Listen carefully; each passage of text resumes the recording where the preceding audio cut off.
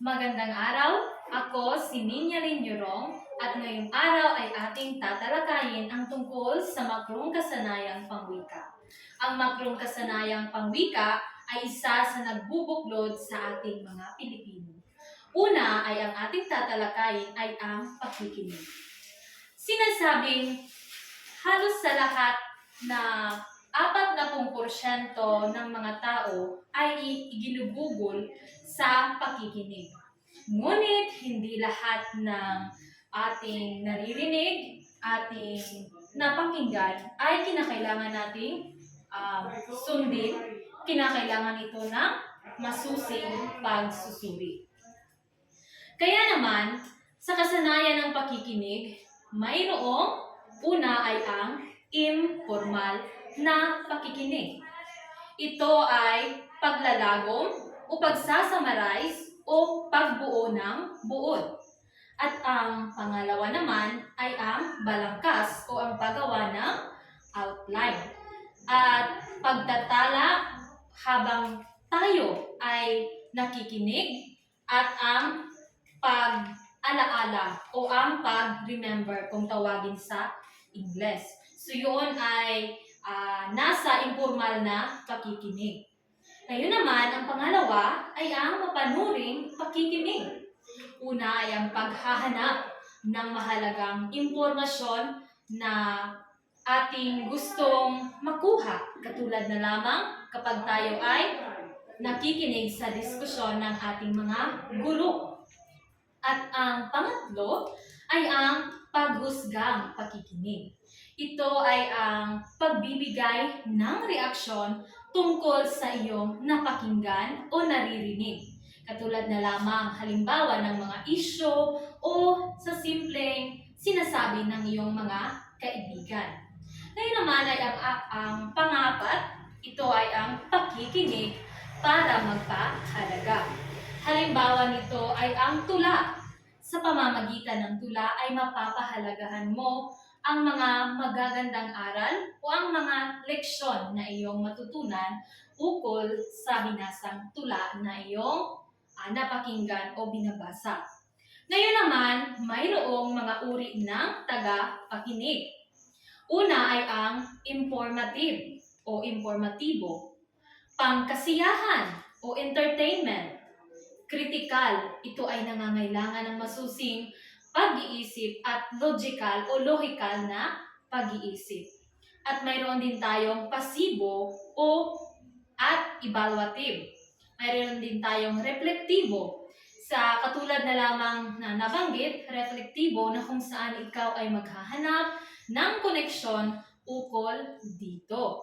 Ngayon naman ay ang empathic o ikaw ay nilalayon mong maramdaman rin kung ano ang iyong napakinggan. Yan ay ang tinatawag nating empathic. At ang meta-comprehension.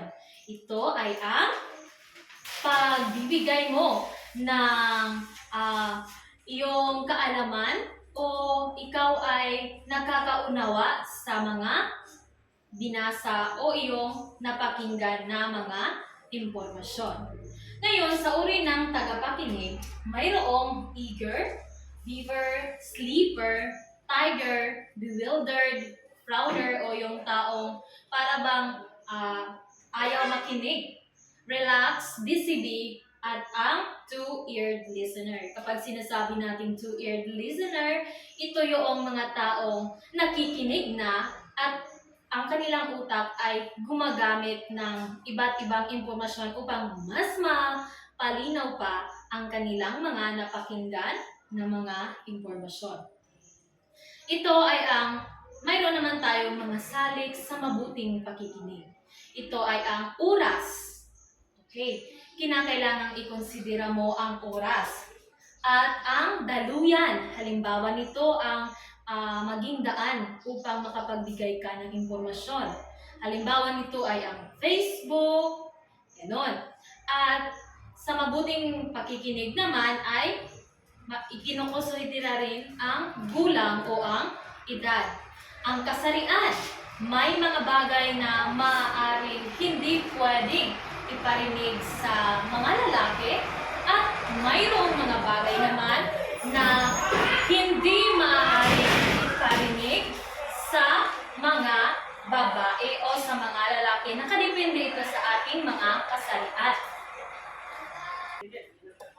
At ang kasarian naman. Iyon ay ang sa kasarian. At ang panghuli naman na kailangan ng mga salik sa mabuting pakikinig ay ang kailangan. Ito ay ang kinakailangan na dapat mong isaalang-alang sa iyong pakikinig. Ngayon ay pumunta naman tayo sa pagbabasa na kung saan ito rin ay isa sa mga makrong kasanayang pangwika. So mayroong teorya ng pagbabasa. Una ay ang bottom-up na pagbabasa. Ito ay ang pag-unawa ay nagsisimula sa teksto na kung saan, kung ano yung nalalaman mo, mga impormasyon na pumasok sa iyong isipan ay nanggagaling mismo sa teksto. Ngayon naman ang top-down na teorya ng pagbabasa. Ito ay ang interaction sa pamamagitan ng mambabasa. Ibig sabihin na yung iyong binabasa ay mayroong konektado o nakakaintindi ka dahil ito ay isa sa iyong mga kasanayan sa buhay. Ngayon naman ay ang interactive na yun ang interactive na teorya ng pagbabasa. Ngayon naman, mayroon tayong uri ng pagbabasa. Una ay ang skimming.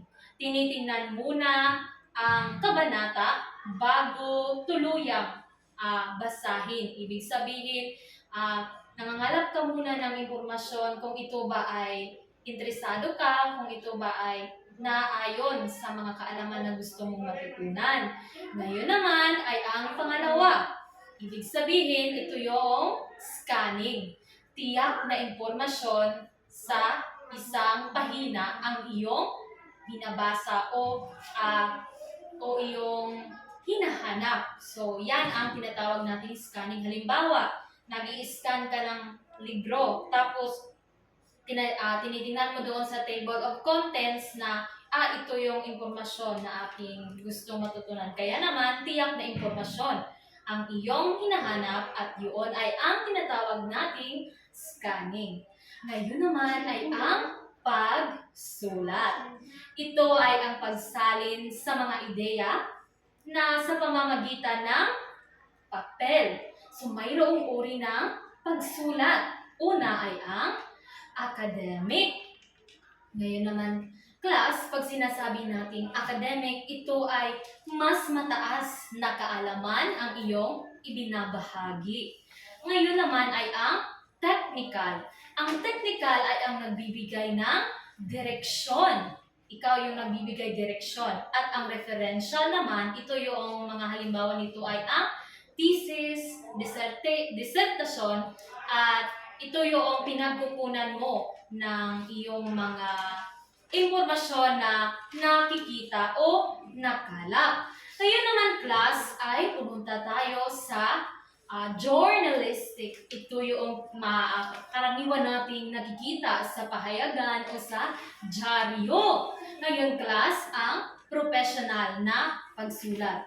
Ibig sabihin class, pag sinasabi nating professional na pagsulat, ay halimbawa nito ay mga pagsulat na naayon sa mga profesyon na iyong natapos.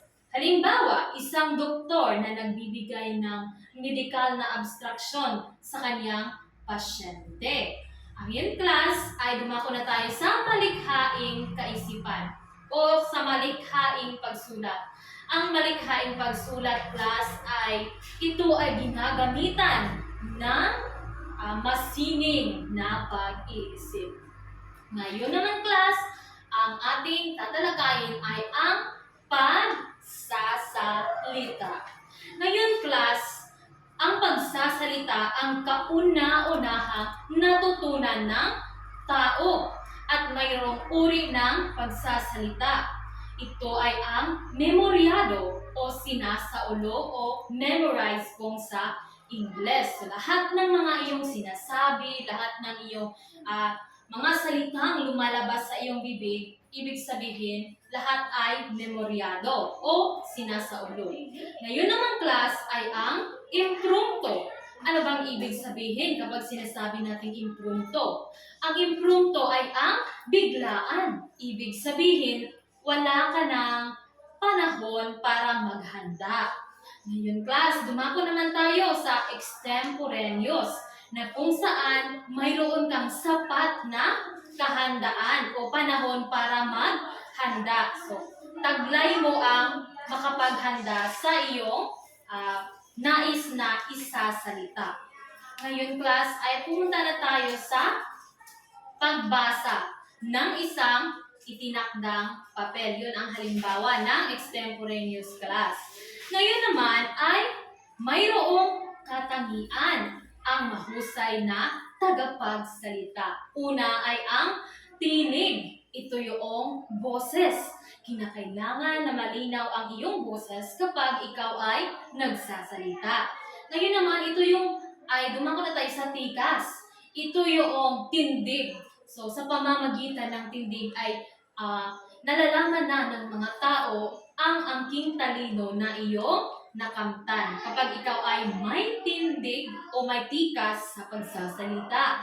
Ngayon, ito naman ay ang kumpas. Sa pamamagitan nito, hindi magbumukha kang robot na kung saan mayroong emosyon ang iyong isinasalita. Yung mga emosyon na iyong nararamdaman ay naipapasa mo sa iyong mga tagapakinig o sa mga taong na nakikinig o tinitingnan ka.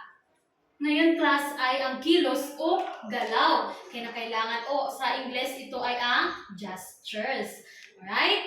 Kaya naman, class, kinakailangan ang kilos na galaw. Ngunit ang kilos at galaw ay kailangan limitahan. Dahil alam niyo ba, kapag masyadong malikot ang nagsasalita, ay maaaring madistorbo ang mga tagapakinig na magdudulot ito ng pagkawalan ng kanilang atensyon. Okay. Ngayon, mayroong mga kasanayan sa pagsasalita. Una ay ang pagtatalumpati. Ito ay ang nanghihikayat ka ng iyong mga tagapakinig. At ang pangalawa naman ay ang pakikinayam. Ito yung pakikipag-usap mo sa isang tao o mahigit pa. Ngayon, ang pangatlo ay ang pagdidebate. Ibig sabihin, mayroong isang argumento na nais mong ipanalo o nais mong hikayatin na maniniwala sa iyo ang iyong kalaban sa pakikipagdebate. Ngayon naman ay ang pang-apat ay ang pakikipag-usap. So, damdamin at kaisipan sa pamamagitan ng salita. So, ito yung kinakailangan kapag tayo ay nakikipag-usap. At ang panglima naman ay ang pagkukwento. Maaring totoo o kathang-isip lamang, katulad lamang ng mga alamat na ating nalalaman kapag tayo ay nasa elementarya. Yun ay mga kathang-isip lamang, katulad din ng mga mythology o mga mito. Ito ay kathang-isip lamang. Okay, at ang pang-anim naman, class, ay ang pangkatang talakayan. Ito yung group discussion na kung saan ginagawa ninyo ang brainstorming o yung mga paglalahad ninyo ng iba't ibang mga ideya upang kayo ay matuto pa sa iyong mga kaklase. At ang pang-pito naman, class, ay ang pagbabalita. Ito yung isinasaad dito sa pagbabalita ang mga tunay na pangyayari sa ating lipunan. Ngayon naman, class, ay ang pangwalo. Ito ay ang pag-uulat o paglalahad o pagbibigay ng impormasyon sa paksang tatalakayin o reporting, class. At ang pang-siyam naman ay ang sabayang pagbigkas. Ito ay ang masining na pagbigkas at pagpapakahulugan ng mga interpretasyon. Ngayon ay dumako na tayo sa isa sa makrong kasanayan, ang panunood. Ito yung pagmamasid at iba't ibang uri ng panunood ay ang diskriminatibo. Ito yung paggamit ng opinyon o prejudice na panunuri. Sarili mong opinyon ang iyong ginagamit o binabasihan. Ngayon naman ay ang casual o panlibang. Ito yung informal o hindi nagbibigay ng focus sa detalye. So, parang casual lang, gusto mo lang na ma-entertain kung sa Ingles. Ngayon naman class ay ang komprehensibo. Ang komprehensibo class, ito yung nagpapahalaga ka sa mga mahahalagang detalye sa sa iyong pinanonood. Ngayon naman class ay dumako na tayo sa critical. Ito yung gumagamit ng pagkakabuo ng mga hinuha mula sa mga detalye upang mabuo ng ganap na pag-aanalisa. Kaya naman class talagang napakahalaga ang critical na critical na panonood dahil ikaw ay nag-aanalisa ng mga informasyon.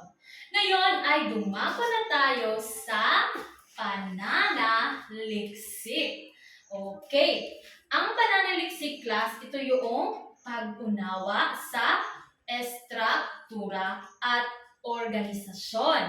Halimbawa, pag-unawa sa bahagi ng isang teksto. Video tulad ng pag-unawa ng isang eksena ng mga dialogo upang maunawaan ang isang kabuuang ideya. Ngayon class, ang pananaliksik, ito yung pag-unawa mo sa isang estruktura.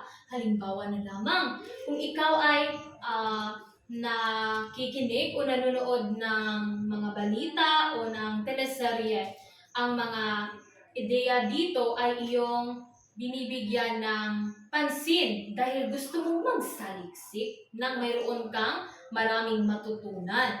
Ngayon, class, ang pananaliksik naman, ito yung pagtukoy sa mga tema at ideya pangunahin at sa mga ideya at mga pangunahing tema. Ibig sabihin, kapag ikaw ay nananaliksik, talagang nauunawaan mo ang iyong pinanonood o anumang impormasyon na iyong nakikita o nabigyan mo ng pansin.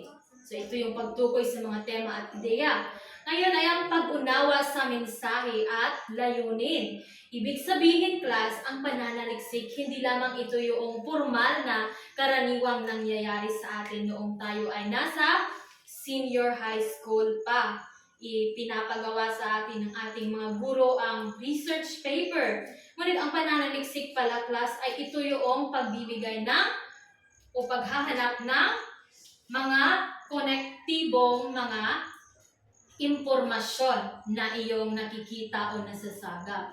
Ngayon, mayroong dalawang uri ng pananaliksik. Ito ay ang kwalitatibong pananaliksik. Ano nga ba ang ibig sabihin ng kwalitatibong pananaliksik? Ang kwalitatibong pananaliksik, ang mga layunin nito ay ang maunawaan ng malinaw ang mga interpretasyon. Okay, ibig sabihin na maraming mga isyu ang nakapalibot sa iyong paligid. Ngunit sa pamamagitan ng pananaliksik ay malilinawan ka sa mga isyong iyong naririnig, lalong-lalo na sa ating lipunan. Ito ay ang isa sa mga layunin ng pananaliksik. Ito ay ang magkakaroon ka ng klarong pagkaunawa.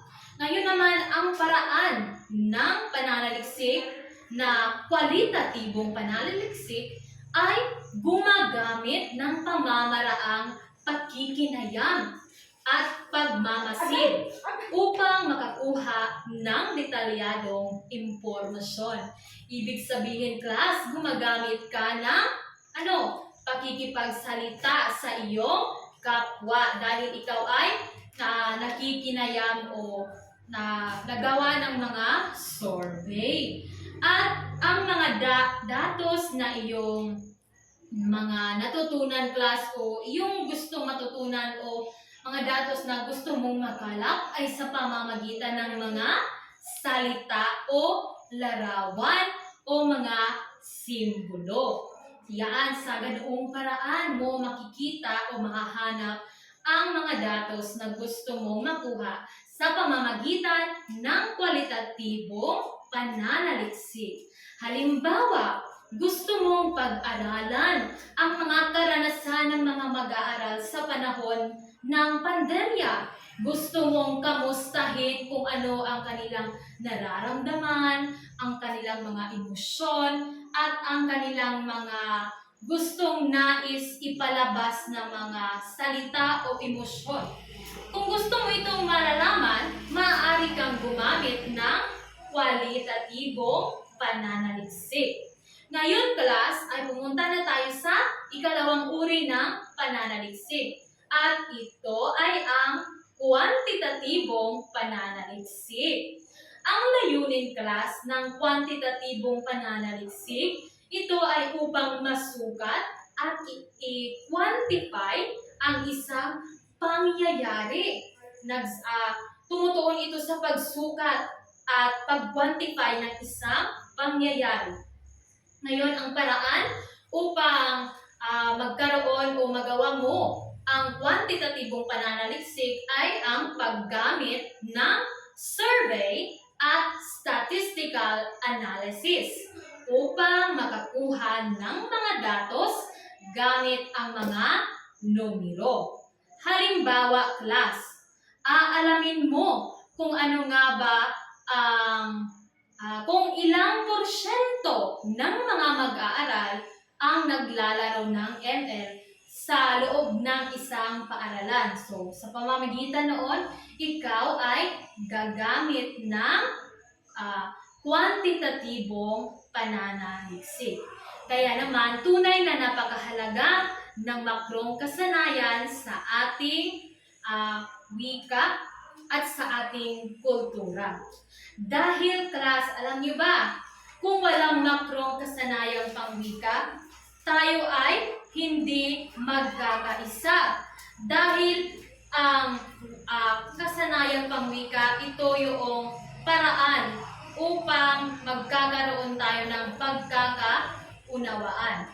Ang makrong kasanayan, class, ay napakahalaga dahil sa pamamagitan nito, nagkakaroon tayo ng pagbubuklod, nagkakaroon tayo ng pagkakaisa, nagkakaroon tayo ng unity and diversity kung tawagin natin sa English. Ibig sabihin sa pamamagitan ng makrong kasanayan, iba't iba man ang ating pinanggalingan, mayroon man tayong iba't ibang paniniwala, mayroon man tayong iba't ibang mga kultura, ngunit sa pamamagitan ng makrong kasanayan, class, ay sa kabila ng mga ito, tayo ay magkakaroon ng pagkakaisa na kung saan sa pamamagitan nito ay magbubuklod ito ng mahusay at magandang ekonomiya sa ating bansa. At sa pamamagitan nito, tayo ay marunong o mayroon tayong kakayahan na makilahok sa buong daigdig. Dahil sa pamamagitan ng makrong kasanayan, tayo ay nagkakaroon ng pagkakaisa. Kaya naman, class, bilang mag-aaral, talagang napakahalaga na habang tayo ay nasa elementarya pa, ay nahahasa na ang ating kasanayang pangwika, na kung saan isa sa mga ito ay ang pagsasalita. Inahasa na sa elementarya ang ating kakayahan na magsalita at ang ating pakikinig, na kung saan kalamitan ang mga impormasyon na ating nasasagap o nakukuha ay mula sa ating mga guro. At sa pamamagitan rin ng panunood, kung saan noong nasa elementarya pa tayo ay tinuturuan tayo ng ating mga guro ng iba't ibang action, ng iba't ibang magagandang asal kung ano nga ba ang dapat nating gawin o ikilos sa isang particular na sitwasyon. Talaga namang, class, na napakahalaga ng kasanayang pangwika, dahil kung wala ito, maaaring hindi tayo magkakaisa. Magkakaroon tayo ng mga maraming problema sa ating lipunan. Dahil sa pamamagitan lamang ng kasanayang pangwika ay mabubuklod ang ating pagkakaisa sa kabila ng hindi natin pagkakapareho ng mga kultura, hindi natin pagkakapareho ng paniniwala. Kaya naman class, bilang mga mag-aaral, mapapahalagahan natin ang makrong kasanayang pangwika sa pamamagitan ng pag-apply nito sa pang-araw-araw nating pamumuhay. Dahil sa pamamagitan nito class ay napapahalagahan natin ang ating kapwa at ang kanilang kultura na kung saan sinasabing ang wika ay ang kaluluwa ng ating kultura. Kaya naman class, hindi lamang natin ito isa sa buhay, kundi atin rin itong ipasa o tayo rin mismo na sa ating sarili ang maging daan upang matuto ang ibang tao, ang ating kapwa-tao sa mga makrong kasanayan ng wika. Dahil sa pamamagitan nito, atin rin na ipapamana ang mga kasanayan na ito at atin rin nahahasa ang mga kasanayang pangwika sa pamamagitan ng pagpapamana nito sa ating kapwa. Yun lamang ang ating talakayan ngayong araw sa mga tungkol sa makrong kasanayang pangwika. Maraming salamat po.